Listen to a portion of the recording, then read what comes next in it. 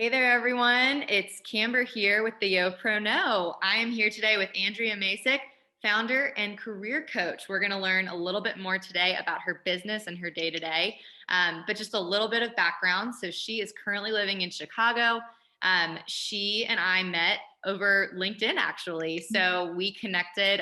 Just once again, I'm always talking to you guys about the power of networking, the power of LinkedIn.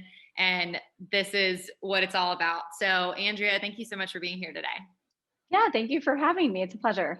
All right, so let's just dive right into it. Go ahead and give us a brief background on where you're from and how you kind of got to where you are today. And we'll dive into more of the details in a little bit. Yeah, so sure, like your other guests have mentioned, my path was not linear at all, and that's what I thought it was going to be. Weird. I know, weird. A lot of twists and turns. So I graduated from the University of Florida, so go Gators, quite a number of years ago, and then made my way to graduate school at Middle Tennessee State. And then I say that I'm a 2008 graduate survivor because that was the deep recession. So I can really empathize with new grads, whether you're coming out of undergrad or your master's degree right now. I really empathize with the fear and the overwhelm and the stress that you're feeling at the moment. So I pivoted right away. So I thought I was going to be going into private consulting when I graduated with my master's, and that was not an opportunity at that time. So, like you just mentioned, the power of networking has been invaluable to my career. It's definitely how I've successfully pivoted and moved on to different things. So I networked my way into my first job, landed in higher education and was a career advisor. So I've just gone full circle to what I do now, but I did not expect to take that job at all. Met my first boss at a networking event and gave him my resume. We kept in touch, interviewed, and got that job. It was a period of about 6 months from actually meeting, interview, and then getting the job. And then moved on from there to go into healthcare. I was pre-med to start my undergrad career and then dropped that pretty quickly and found a different interest, which we can talk about that more if that's of interest. But I still wanted to work in healthcare. So I pivoted out of higher education into healthcare and then worked at Northwestern Hospital here in Chicago for almost 8 years and moved around there. Had a very fortunate career. I was able to move around and do a lot of different things.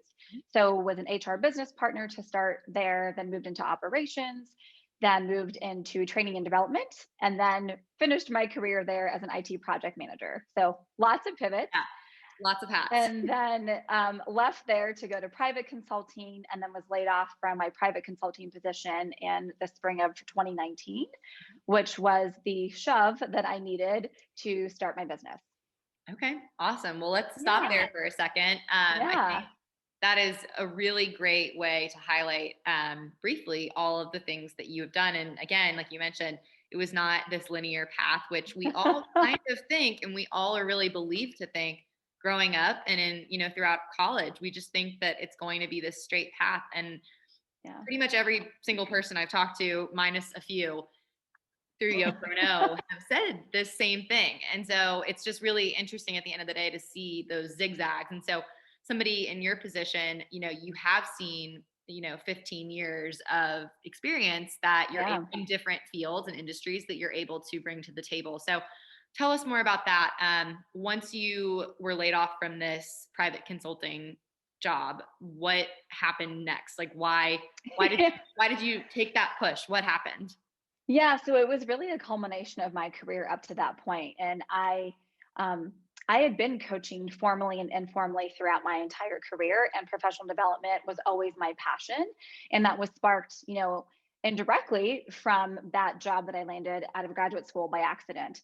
So I was already looking to go back into career development or the higher education space before I was laid off, and was, revisiting my network from my colleagues at the time. And I just realized that, I've been doing this my entire career on the side and while I was working full time. And it just was really, sorry, lost my train of thought. It was really important to me at that point in my career to give back. I had been, like many of us at that point, was in my early 30s, had been climbing the corporate ladder, and I was exhausted in more than one way. And it was really important to me at that point of my life and career. I just got married that I wanted to give back. This was really important to me to help others and set other people up for success. So that was really the culmination of, at that point, 12 years of work experience coming into that idea of starting my business. And that's Great. what I do now. I'm a career coach for recent grads and young professional women. And I really, I help them find fulfilling careers for them. So I specialize in career change, no surprise there. And then also launching your career in terms of professional development skills. So communication, professional presence, how to manage your time, really how to transition from a student into a full-time professional.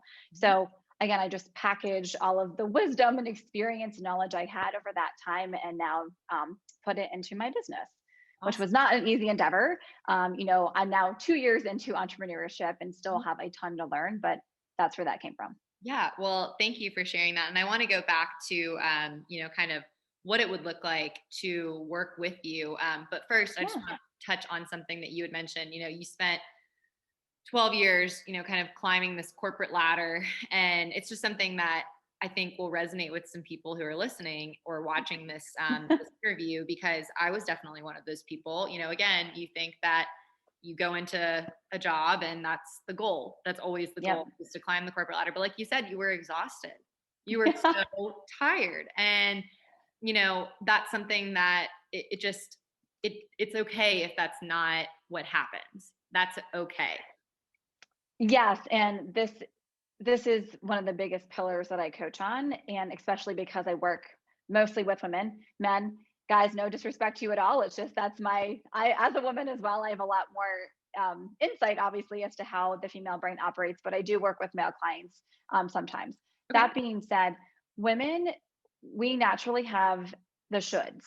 This is what I say to my clients. We should all over ourselves all of the time when it comes to a career, what that needs to look like. And so that's where I was. And so what I realized is we have to let go of those expectations as we build a career. And so for me, I thought at that point of my career, fulfillment for me was building a corporate career. And that's what was right for me at that time in my life. Through those years, that was what I wanted.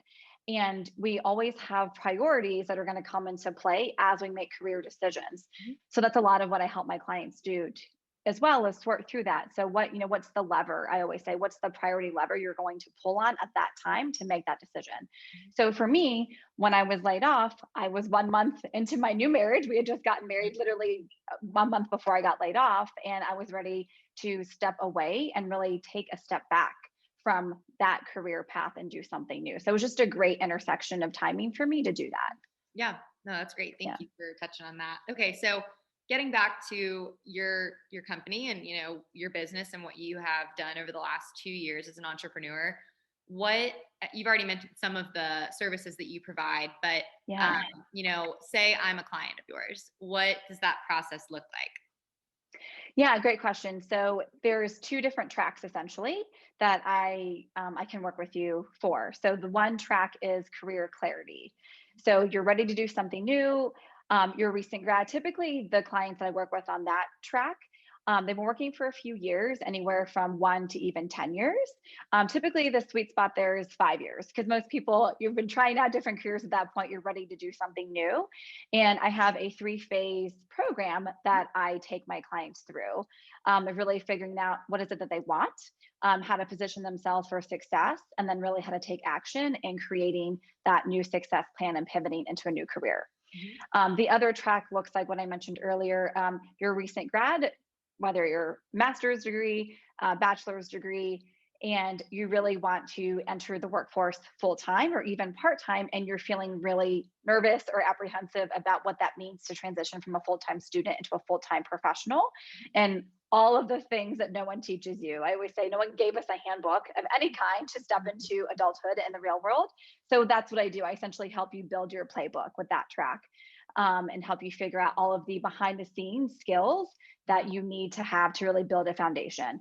So the underlying pillar there for either track, whether it's career change with the career clarity track or the foundational skills with the going from a full-time student to professional, is foundation. I'm giving you a strong foundation to set your career up for success and really understanding how to strategically navigate change. Awesome. That's great. I like having the two tracks. I think that's probably really helpful for people to see. Yeah. Okay, so a few more questions, and then I'm mindful of everyone's time, so we'll wrap things up. But one of my favorite things about interviewing young professionals who have, kind of lived two halves of the young professional equation. So don't take that the wrong way. But No, I do not at all. I've interviewed about half, 50% of my interviews are people in their 20s, 50% are in their 30s. And Yeah. there's always a very clear distinction. And I'm sure you can guess what that is. But what is something, here's, such a generic question that you hear all the time, but I'm really curious to hear what you think. What is something that you would have, wanted to know when you were in your 20s that you now know, in the later half of your young professional years? Yeah, so I'm fine to say my age. I'm 37 and I'm really proud of that. I've built a really great career and it's been fun and it's been challenging. So there's two things mainly I would tell my 20 something self and I would tell your audience is one, slow down. And that's because like you were mentioning earlier, we are told that it's a series of checking boxes and going down the path and everything just is going to happen. And while that can be the case, it may not be the case because you're literally transitioning as a person when you go from school into the real world. So, you know, I'm a high achiever. A lot of my clients are high achievers. We want to blaze that path and just get there already, but take your time. Things have changed. You have changed. Your interests have changed. Who you are is different. So take the time to really understand who you are because that's what's going to ultimately drive your career and help you understand where you want to go. So that's one thing. And don't be scared to change your mind. Don't be scared at all. Testing things out is how you're going to learn and learn about new careers. Much like you would travel or try new food or do things like that, you have to test things out. I'm not advocating for being a job hopper, but there's definitely a strategic way to do that. I'm an example of that. I've changed jobs successfully, almost over 5 times throughout my 13-year career. And each time I've built that network, taken my network with me, and continue to expand on it. So just don't be afraid to change your mind. Yeah, awesome. Yeah. Those are some really great points. And I like the testing things out because you can do it in a way that is appropriate. And I have people come to me often asking, does it look bad if I leave a job after 6 months? And I'm like, it's all situational, right? Like it depends. Yes. And I think you can spin things. I really do think you can spin things. And obviously if you go from job to job to job within a year and there's not really any reason why other than you just didn't like it, then that might look kind of bad. But Right. I think there's a lot of value in it. And when you said slow things down, that really resonates with me. It's hard when you're like building a business to slow down, and I'm sure you understand that. But I'm learning slowly that it's okay to say no to things, and you have to do that in your 20s if you want to really maximize your 30s. I think so. That's just what I've heard. But I think again, it's situational. Everyone is different, and some people might need to slow down at different times. So thank you for sharing that. And so just to wrap things up, Andrea, tell us if you had one piece of advice to give. I know you've given so many already, so many great points, but one kind of parting piece of advice that you would like to have our audience take away. About careers in general or specific? Careers or just your young professional years. So you can tackle that question however you'd like. I think just to reiterate what I said is really, take the time to get to know yourself. And this is something that I help people do of your skills, your strengths, your gifts, your talents, what you like, what you don't like, because ultimately the more you take time to reflect and really figure that out, the more helpful it's going to be for you in determining your career path, whether that's long term, short term, whatever the case may be. And that's going to really help you be clear on your next step. Mm-hmm. Awesome. Well, I think those are some really great words to end with. So, Andrea, thanks so much for being on the YoPro Know today. Yeah, thank you for having me. It was such a pleasure.